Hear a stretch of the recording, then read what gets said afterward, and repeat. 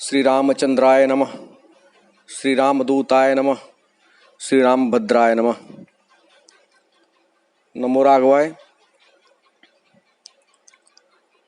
पिछले अंक में हमने सास बहू के धर्म के बारे में कुछ चर्चा किया था, जिसमें मुख्य रूप से सास के धर्म की चर्चा की गई थी। आज उसकी दूसरी कड़ी में कुछ बहू के कर्तव्यों की चर्चा करेंगे। इस विषय पर ढेर सारी प्रतिक्रियाएं प्राप्त हुई। स्वागत आप सभी का, धन्यवाद। एक मेरे स्नेही स्वजन ने कहा कि यह बहुत संवेदनशील मुद्दा है। तो संवेदनशील तो है ही, इसलिए कि यह प्रत्येक घर से जुड़ा है, सबके जीवन से जुड़ा है, परिवार से जुड़ा है। इसीलिए तो इन सभी मुद्दों पर चर्चा करने की आवश्यकता है।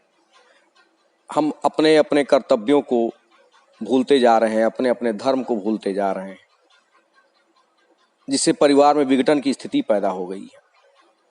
एक मेरे मित्र ने अपनी प्रतिक्रिया दी कि सास वही जो सांस न लेने दे। प्रहसन में तो कह सकते हैं, ऐसा उन्होंने प्रहसन में ही लिखा, लेकिन मैं इसका पूर्णतया समर्थन नहीं करता, इसलिए कि सभी सासु माताएं ऐसी नहीं हैं। बहुतायत में ऐसी संख्या है, सुनने में आता है, लेकिन आपवादिक स्थितियां भी हैं। खैर, हम इस पर नहीं जाएंगे। और मेरा मानना यह है कि यदि परिवार में सास और बहू दोनों श्री रामचरितमानस जी का पारायण करें, पाठ करें, कंठस्थ न हो कोई बात नहीं, उसके भावों को हृदयस्थ करें, तो कभी भी सास बहू में कलह हो ही नहीं सकता। इसलिए कि श्री मानस जी हमें सिखाते हैं कि हम अपने धर्म और कर्तव्यों का पालन करें, भले सामने वाला करे ना करे। समस्या तब होती है कि जब हम सामने वाले से अपेक्षा करते हैं कि वह अपने धर्म पर, वह अपने कर्तव्य का पालन करे, हमसे अपेक्षा ना करे। सास चाहती है कि बहू आदर्श बहू बने, लेकिन सास आदर्श सास बने, यह नहीं सोचती। इसी प्रकार बहू चाहती है कि सास आदर्श सास धर्म का पालन करे, हमसे अपेक्षा ना की जाए। तो हम बिना अपेक्षा के, यही गीता जी भी हमें सिखाते हैं। अब मानस जी के आधार पर यदि हम चर्चा करें तो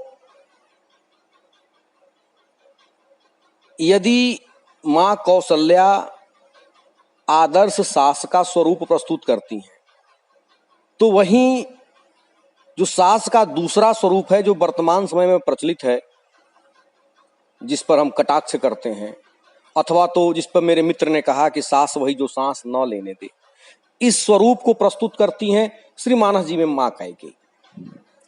मानस जी में देखें तो हर प्रकार के प्रमाण और पात्र उपलब्ध हैं, बस आप उस दृष्टि से उनको देखने का प्रयास करें। माता कैकेयी मां सीता का पुत्रवधू के रूप में ऐसा संस्कार, ऐसी सेवा, ऐसा शील है कि वह चाहती हैं कि यह मेरी पुत्रवधू के रूप में, कभी यदि राम मेरे पुत्र बने, ऐसा संजोग बने तो राम मेरे पुत्र बने और सीता जी मेरी पुत्रवधू बने, मेरी बहू बने। लेकिन वही कैकेयी बाद में उनके वनगमन का कारण बन जाती हैं। अब यदि देखा जाए एक दृष्टि से, तो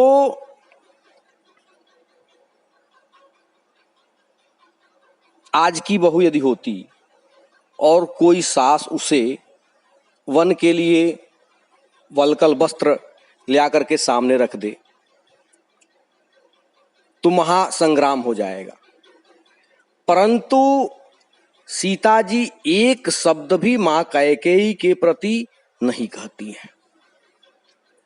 इसका अर्थ क्या है? इसका अर्थ यही है कि सामने वाला भले अपने कर्तव्यों का पालन नहीं कर रहा है, अपने कर्तव्य पथ से विमुख हो रहा है, परंतु हम अपने कर्तव्यों का पालन करते रहें और इसका परिणाम यह होगा कि सामने वाले को भी एक समय ऐसा लगेगा, एक समय ऐसा आएगा कि वह अपना मन, उसका भी रुख परिवर्तित हो जाएगा।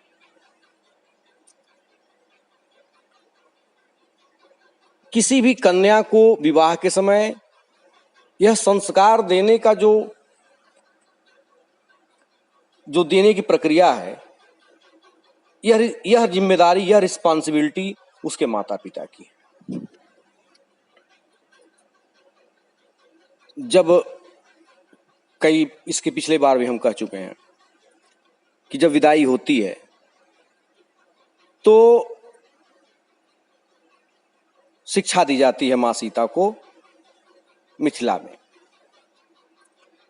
कि सास ससुर गुरु सेवा करे हूं और पतिरुख लखी आयसु अनुसरे हूं। सबसे पहले आपको अपने सास की सेवा करनी है, क्योंकि अब आपकी वही मां है। तो पहला ससुराल के बारे में प्राथमिक शिक्षा उसको अपने घर से मिलनी चाहिए। दी भी जाती है, माताएं देती भी हैं। यदि उसके बाद से यहां आने के बाद पति का भी यह कर्तव्य है कि वह पत्नी को शिक्षित करे।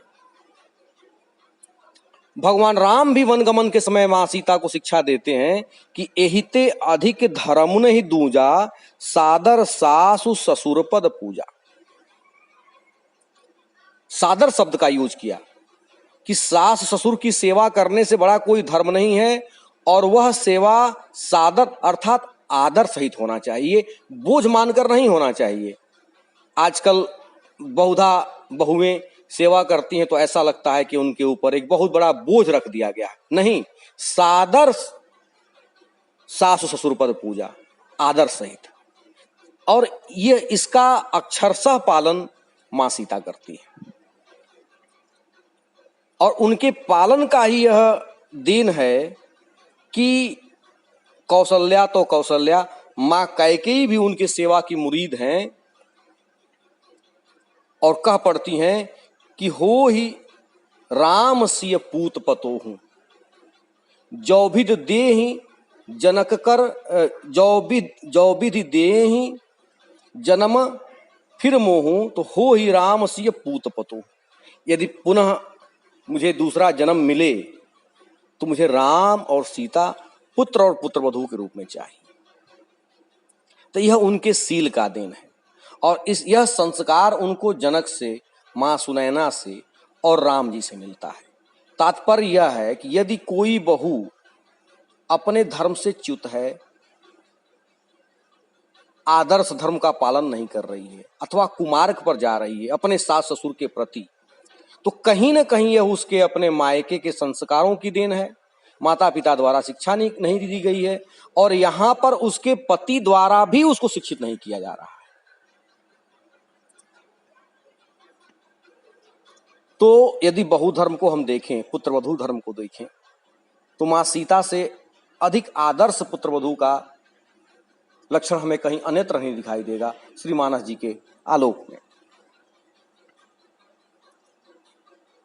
एक बात और यहां पर विचारणीय है कि सास बहू का संबंध ऐसा होना चाहिए, मां बेटी जैसा होना चाहिए। पिछली बार भी कहा गया, यदि सास अपने अभिमान बस बहू का पालन न करे, बहू को बेटी न माने, उसको प्रताड़ित करती रहे, उसके प्रति क्रोध भरी वाणी का प्रयोग करती रहे, अहंकार भरी भाषा का प्रयोग करती रहे, और पुत्र वधू अपने धर्म का पालन कर रही है, तो ऐसी स्थिति में यदि मानस को देखें तो भरत जैसा संत भरत जैसा पुत्र भी अपने मां के विरोध में उतर जाता है, केवल इस कारण कि भरत जी को दशरथ जी के साकेतवासी होने का दुख नहीं है, उनको दुख इस बात का है कि यही दुख दाह जरई नित छाती और भूख न बासर नींद न राती कि राम लखन सिय बिनु पग पनहि और करि मुनि बेश फिरहि बन बनहि। कि मेरी माता के कारण राम जैसा भाई, लक्ष्मण जैसा भाई और मेरी सीता जैसी जो उनकी बहू थी, वो वन में आज तपस्वी के भेष में घूम रहे हैं। और ऐसा भरत, संत भरत, जिसकी प्रशंसा स्वयं भगवान राम अपने मुख से करते हैं, अपनी मां से दूर हो जाता है और मां की निंदा करने लगता है। लक्ष्मण जी जैसा व्यक्ति कैकेयी माता की निंदा करने लगते हैं। तो यदि सासू कुलीन पुत्रवधू की जो सुलक्षणी है और उसके साथ अच्छा व्यवहार नहीं करती है, तो आज के भी वर्तमान संदर्भों में उसका अपना ही पुत्र धीरे धीरे उससे दूर हो सकता है। तो इस पर भी ध्यान देने की आवश्यकता है। यह बड़ा बैलेंस्ड रिश्ता है, दोनों तरफ से समान व्यवहार होना चाहिए। मां सीता को देखें तो शिक्षा प्राप्त करने के बाद घर से यहां आती हैं और सास को अपनी मां के समान मानती। मनुस्मृति कहता है कि उपाध्यायान दशाचार्य आचार्याणाम शतम पिता। उपाध्याय से 10 गुना बड़ा आचार्य होता है और आचार्य से 100 गुना बड़ा पिता होता है। और सहस्त्रम तु पितृन माता गौरवेणा तिरिच्यते। और पिता से 1000 गुना बड़ी मां होती है। इसी नियम का पालन यहाँ पर सास ससुर गुरु एक नंबर पे सास को रख करके किया गया, ऐसा मानती भी है। जब वनगमन की सूचना मिलती है तो आकर रोने लगती हैं कौशल्या माता के समीप और कहती हैं कि सेवा समय दैव बनु दिन्हा मोर मनोरथ सफल न किन्हा। जब सेवा का समय आया तो विधि ने मुझे वन का रास्ता दिखा दिया, मेरी इच्छा पूर्ण नहीं हुई। चित्रकूट में भी जाने पर कैकेयी के प्रति कोई बुरा भाव उनके मन में नहीं है। जैसा वह कौशल्या को मानती हैं वैसा ही कैकेयी को मानती हैं। बाबा पूज्यपाद लिखते हैं, सिय सासु प्रति वेश बनाई और सादर करई सरिस सेवकाई। चित्रकूट में जब भी मौका मिलता है तो सभी सासुओं की एक समान सेवा करती हैं, चाहे कौशल्या हो, चाहे कैकेयी हो, चाहे सुमित्रा हो। और उस सेवा का असर ऐसा होता है कि कैकेयी का भी मन वहां बदल जाता है और उनको अपने ऊपर पश्चाताप होने लगता है और अपने ऊपर क्रोध आने लगता है। जब देखती हैं तो लखसी सहित सरल धोऊ भाई और कुटिल रानी पछतानी भाई। पहले अघाती हैं उनकी सेवा से और बाद में बार बार पछताती हैं कि मैंने इतनी सुंदर बहू को देश निकाला दे दिया, वन का रास्ता दिखा दिया, तपस्विनी बना दिया अपने इन्हीं हाथों से। या सोच सोच करके पश्चाताप कर रही हैं आज महारानी कैकेयी। परंतु ऐसी आदर्श बहू का आदर्श उपस्थित करती हैं माता सीता कि अपनी सास और कैकेयी में कोई अंतर नहीं है और अपने सेवा से सील को उनको नतमस्तक कर देती हैं। ऐसी हमारी मां सीता है। उनका जो सील है, उनका जो व्यवहार है, वह देखकर उनके पिता भी अति प्रसन्न होते हैं कि आज मैंने जो संस्कार, जो शिक्षा अपनी बेटी को दिया वह यहाँ प्रतिफलित हो रहा है। चित्रकूट में महाराजा जनक अपनी पत्नी महारानी सुनैना के साथ पहुंचते हैं और जब देखते हैं तपस्विनी वेश में सीता को, तो आप फर्ज करिए कि यदि आज का कोई पिता, आज की कोई मां अपनी बेटी को इस स्थिति में देखे तो उसके ऊपर क्या गुजरेगी। इतना बड़ा कांड हो गया, वन में आ गई, लेकिन कोई सूचना अपने मायके नहीं देती हैं। महाराजा दशरथ की मृत्यु के पश्चात उनको सूचना प्राप्त होती है, तब महाराजा जनक आते हैं। और जब आकर देखते हैं तो तापस वेश जनकस्य देखी, देखने के बाद कष्ट होना चाहिए, सबको कष्ट होता है, लेकिन इनको कष्ट नहीं होता। भयउ प्रेम परितोष विषेखी, महाराजा जनक को छोड़ दिया जाए तो जितने लोग देखते हैं तपस्विनी वेश में सीता को, सबको कष्ट होता है। तापस वेश जानकी देखी, भा सब विकल विषेक विषेकी, कष्ट होना भी चाहिए, क्योंकि जो सीता जी कभी भूमि पर पैर नहीं रखी, वो आज वन में बिना पद त्राण के घूम रही हैं। पलंग पीठ तजी गोद ही डोरा, सियन दिन पग अमनि कठोरा। परंतु महाराजा जनक को परितोष इसलिए होता है कि आज इसने कुल का लाज रख लिया। एक बार भी मुंह से अयोध्या की, मां कौशल्या की, दशरथ की, कैकेयी की किसी की निंदा नहीं की, अपने ससुराल के किसी सासू की, किसी ससुर की। और महलों में रहने वाली राजकुमारी आज वन में आ गई और चेहरे पर धैर्य का भाव है। तो महाराजा जनक को अपने संस्कार पर, अपने सीख पर संतोष होता है और कह उठते हैं वहीं पर कि पुत्र पवित्र किए कुल दो, पुत्री तुमने दोनों कुलों को पवित्र कर दिया। यदि बहु कुलक्षणी है, सुलक्षणी है, सुलक्षणी है, कुलक्षणी नहीं है, तो वह मायके और ससुराल दोनों को पवित्र कर देती है। लेकिन यदि कुलक्षणी है तो दोनों को अंधकार में डाल देती है। यह अंतर है। सासुओं की सेवा करने के पश्चात आज की बहुएं बिना पूछे जब चाहे मायके चली जाती हैं। वहीं चित्रकूट में उनके कक्ष में जाने के लिए, माता के कक्ष में जाने के लिए मां से कहती हैं कि पहले आपको आज्ञा मांगना होगा, हमारी सास यहां उपस्थित हैं। तो सुनैना जी आकर के और कहती हैं कि इनको, सीता जी को कुछ समय मेरे पास भेज दिया जाए। और इस प्रकार तब कुछ क्षण के लिए वह अपने मां के साथ उनके डेरे में जाती है। और वहां जाने के पश्चात भी रात्रि में वहां विश्राम नहीं करती हैं, वापस चली आती हैं,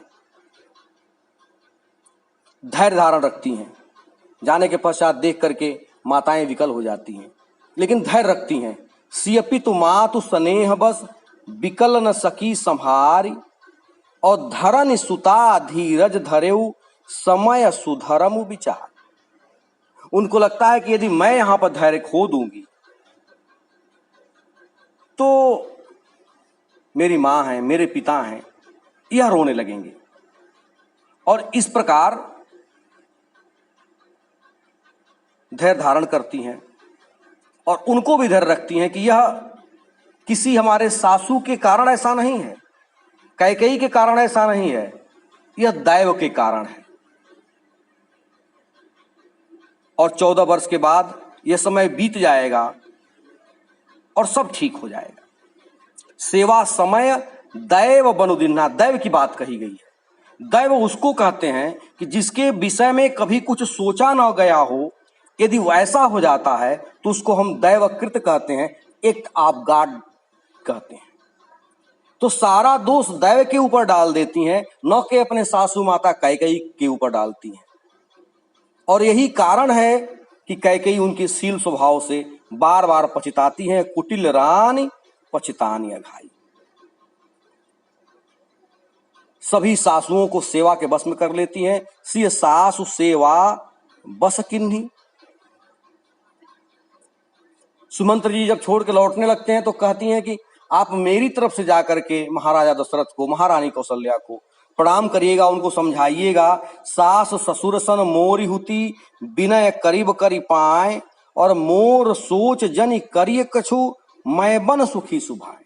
उनको समझाइएगा कि मैं वन में दुखी नहीं हूं, मैं वन में सुखी हूं, और पुनः इस वन की जब अवधि पूरी हो जाएगी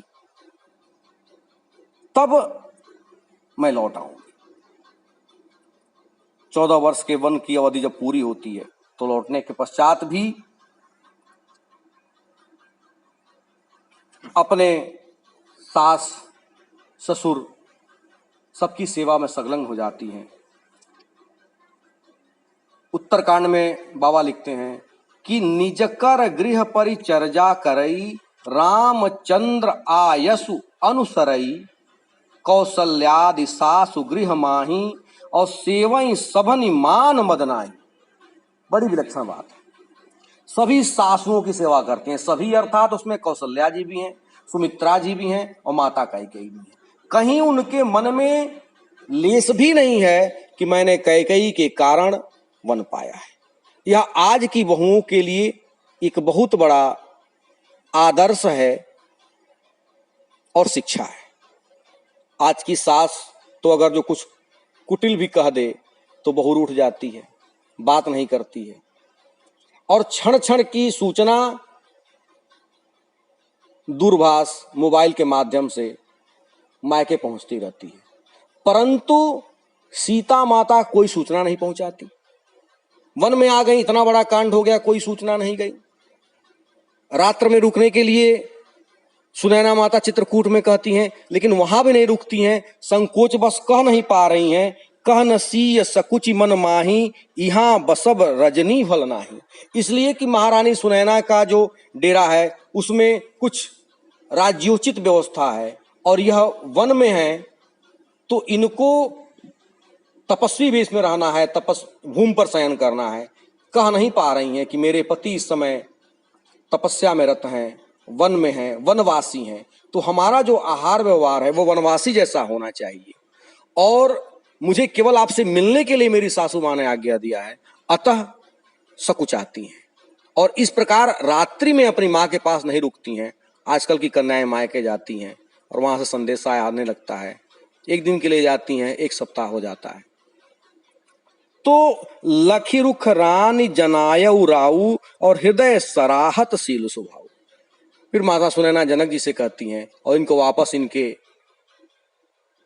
स्थान पर भेज दिया जाता है, और बार बार अपने पुत्र की सील की, स्नेह की, सेवा की माता पिता प्रशंसा करते हैं कि ऐसी हमारी पुत्री है कि जो अपने बहु धर्म का, अपने पत्नी धर्म का इतना उत्कृष्टता से पालन कर रही है। तो इस प्रकार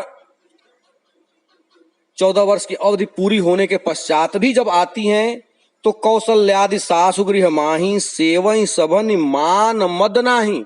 सेवा सबकी करती हैं लेकिन अभिमान नहीं है, न मान है न मद है कि मैं बहुत सेवा कर रही हूं।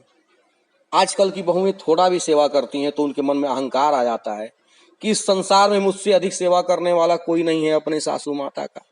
मैं जो कर रही हूं इस संसार में सबसे ज्यादा अधिक कर रही हूं अपने ससुर के लिए।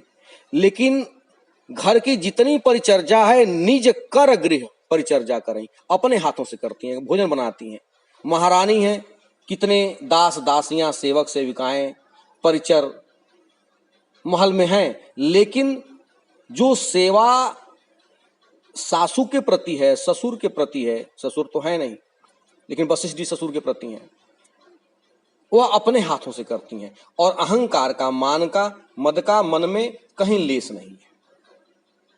तो इस प्रकार हम देखें तो महारानी सीता आदर्श पुत्रवधू कैसी होनी चाहिए, बहू का व्यवहार कैसा होना चाहिए, इसकी शिक्षा हमें मानस जी में उनके आचरण से, उनके व्यवहार से, उनके कर्तव्यों से मिलता है।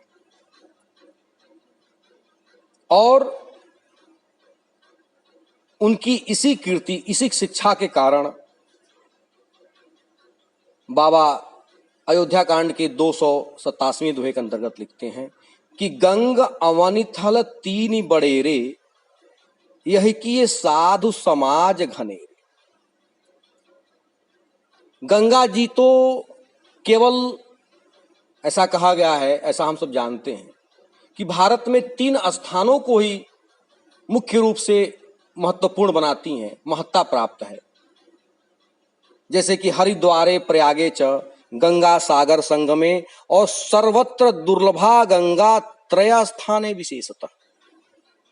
श्री हरिद्वार जी में, श्री प्रयाग जी में और गंगा सागर में, इन 3 स्थानों पर गंगा जी की विशेष महत्ता है। परंतु यही कि ये साधु समाज घनेरे, लेकिन भगवती सीता, मां सीता, पुत्रवधू सीता की जो सेवाशील, मनमाद रहित, मदमान रहित जो उनकी शिक्षा है, उसकी जो कीर्ति रूपी गंगा है, यह पूरे साधु समाज को पवित्र कर रही है। तो उनके लक्षणों से हम कुछ आज सास बहू विषय पर, आज कुछ पुत्रवधू धर्म की कुछ सात्विक तात्विक चर्चा हुई। आज बस इतना ही, इसमें अंत में यही कहा जाए कि बहू के शिक्षा की शुरुआत उसकी माता पिता से होना चाहिए, मायके में, और ससुराल में सासू शिक्षा देती है, और यदि वह कुमार्ग पर जाने का प्रयास करे तो यह पति का भी धर्म है कि वह भी शिक्षित दे। सासू बड़ी है, मां के समान है, माता पिता कुछ इच्छानुकूल आचरण न भी करें तो हम अपने आचरण में परिवर्तन क्यों करें? हम अपना कर्तव्य करें, सामने वाले को उसके कर्तव्य पर छोड़ दें। मानस जी हमें यही प्रेरणा देते हैं, यही सिखाते हैं कि हर व्यक्ति अपने अपने कर्तव्यों का पालन करे बिना सामने वाले से कुछ अपेक्षा किए। और हम यदि अपने कर्तव्यों का पालन करते रहेंगे तो एक समय ऐसा आएगा कि सामने वाला भी यदि कुमार्ग पर है तो वह सुमार्ग पर आ जाएगा। जैसा कि मां कैकेयी के आचरण में होता है कि वह लखिसिय सहित सरल दो भाई और कुटिल रानी पछतानिया घाई। तो इस प्रकार मानस जी के पात्र हमें अलग अलग स्थानों पर अलग अलग शिक्षा प्रदान करते हैं। आज बस इतना ही। नमो राघवाय।